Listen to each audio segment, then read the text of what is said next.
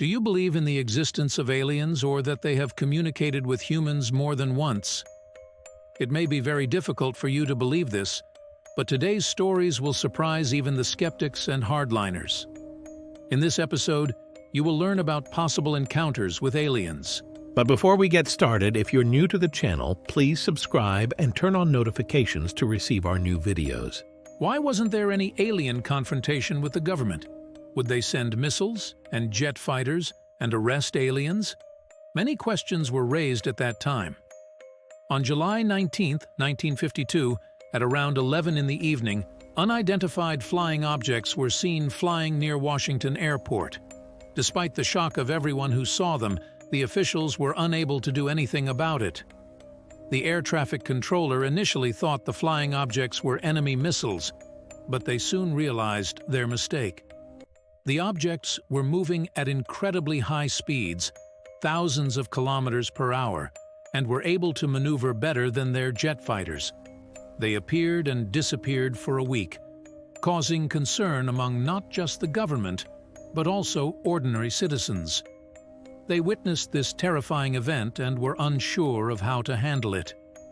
This incident has been extensively documented as the most prominent sighting of unidentified objects, with numerous pictures and videos that still lack a logical explanation to this day. George Adamski is a well-known figure among those interested in aliens. He was a Polish immigrant living in America who claimed in the 1950s that he traveled into space with the help of an unidentified flying object. He had a lifelong fascination with astronomy and Eastern philosophy. Adamski wrote about communicating with the inhabitants of the planet Venus, who, he claimed, visited space with their flying machine. It all started in 1952, on November 20th, when he was out for a walk and stumbled upon a cigar-shaped object. Everyone else thought it was an American fighter plane, but he disagreed. His assumption turned out to be correct, at least according to his story and his friends' beliefs. Suddenly, a silver disc-shaped object detached from the flying object and fell to the ground near a group of witnesses who couldn't resist chasing after it. They approached and examined the shape of the saucer. It was radially symmetrical with the appearance of a flat dome, topped with a large hemisphere containing several openings. Despite trembling hands, they took some photos but were not satisfied with just that. They followed and attempted to enter, but were stopped by a creature that was not from this planet. George described the giant as human. He is a handsome, dark-skinned man with shoulder-length blonde hair and gray-green eyes. He had no hair on his face and was wearing a shiny, foil-like suit without seams. Adamski's friends, who observed through binoculars, confirmed that he and the creature were gesturing vigorously. When reporters asked George about the gestures, he replied that the creature was communicating with him in whatever language he could think of, whether Polish, English, or even one that he invented, as if he could read minds. The man did not know how he understood the alien. According to the alien, he safely arrived from the planet Venus. It turns out that these creatures are concerned about the health of our planet, as well as the constant emissions of nuclear weapons radiation. The being claimed that inhabitants from planets within our solar system, and even from other galaxies, regularly visit Earth without us noticing. The man, according to him, later traveled with this being to another planet. There, the being showed him its home and allowed him to control the spaceship. It's hard to believe, but the photo George took of the flying saucer remains undisputed. There is no evidence that it was altered. If the flying saucer is real, then this story is also real. Billy Meier not only claimed to have encountered extraterrestrial beings, but also took numerous pictures and provided audio recordings, as well as physical evidence in the form of the material from which the spaceship was made. This certainly raises questions about the story's credibility, rather than dismissing it as fake. Billy was born in the year 1937 and claimed to have made contact with aliens in the 1970s. He stated that he had made contact with aliens from different worlds and the Pleiades system, and that he was part of the alien federation known as the Paladihan Group. He claims to have met aliens who provided him with information about life, space, and our planet. Billy has many materials, including pictures of spaceships, alien worlds, and even aliens. However, many skeptics and researchers have accused Meyer of faking his photos and videos. Despite this, his supporters believe that he met aliens and gained unique knowledge from them. According to the protagonist of the story, he was warned by these beings about upcoming world events, and they predicted the future of humanity. Whether you choose to believe an ordinary farmer who met an alien race on a summer day is up to you, but there are two facts to consider.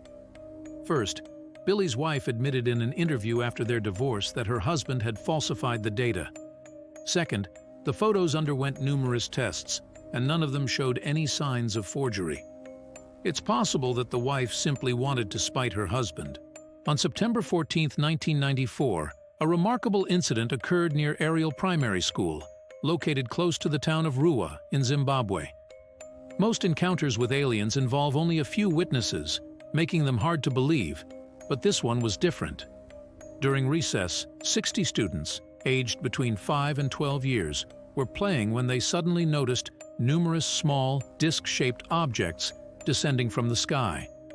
Simultaneously, several ships landed on the ground, and within seconds, extraordinary creatures emerged from them. For 15 minutes, they communicated with the schoolchildren in this manner. According to eyewitnesses, when the aliens suddenly appeared, everyone felt a sense of safety and confidence. No one attempted to escape, perhaps due to some form of powerful magic.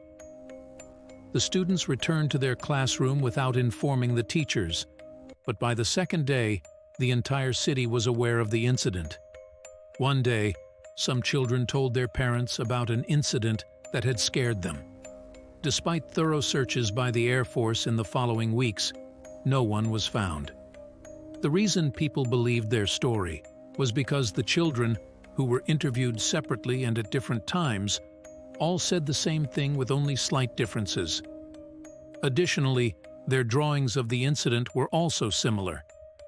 Considering their ages and abilities, it was unrealistic to agree on something like this and to invent it. This suggests that the schoolchildren were already in contact with extraterrestrial beings. In December 1980, a notable incident took place in Texas that involved unidentified objects. This case is well known for its impact on the people involved. The witnesses were Betty Cash, Vicki Landrum, and Vicki's 7-year-old grandson, Colby. The three individuals claimed that they were near a large, unidentified flying object that resembled a rock and had burning lights. This occurred on an empty road. The strange object flew at a height of 40 meters above their car, which then experienced a malfunction. After encountering the object, the witnesses reported experiencing some noticeable effects. When they returned home, they exhibited symptoms of radiation poisoning, such as nausea, baldness, and apathy. It was also noted that the accident caused vision problems and a painful skin condition. They reported seeking medical treatment afterward and filed a lawsuit to seek compensation. They claimed that the accident was caused by high levels of radiation and attributed it to an unidentified flying object. They suspected that the radiation was caused by a failed government experiment, but the government denied any involvement. However, the people in the hospital were already sick. It's impossible to sustain that much damage in the open world, so they must have been in contact with something. However, it remains a mystery to this day what that thing was and where it went. In another story, people in Japan photographed a mysterious object in the night sky. Two bright flying objects were seen, with one seemingly moving away from the other, and the second one chasing it.